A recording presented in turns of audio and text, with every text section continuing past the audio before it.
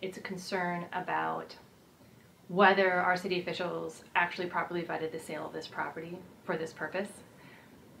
Based on the statements they've made over the past now almost year, the statements I've seen have either been inaccurate or inconsistent, and that's what makes me question the due diligence on their part.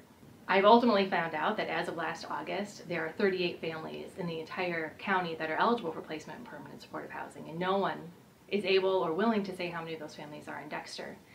A year ago, the mayor told me that they conducted a housing study that looked at the diversity of housing stock that showed that we had more single-family homes than multifamily homes.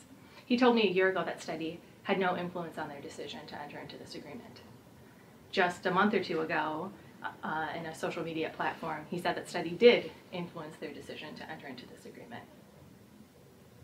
So I'm left wondering, what was the motivation for this? I mean, I was initially told by the mayor it was to help Faith in Action get a permanent location for the food pantry.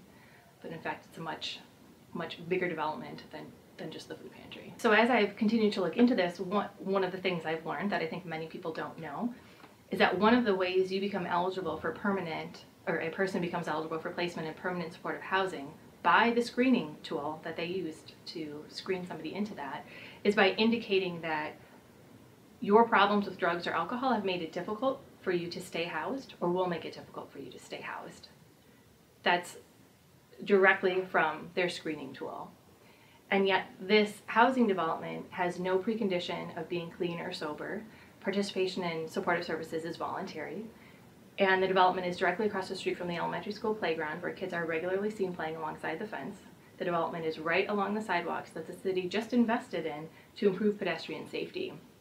Many people in the community, not just myself, question the prudence of the development's location, particularly when there doesn't seem to be a justified need for it here in the community. So I think the risk-reward equation doesn't seem to add up for many people.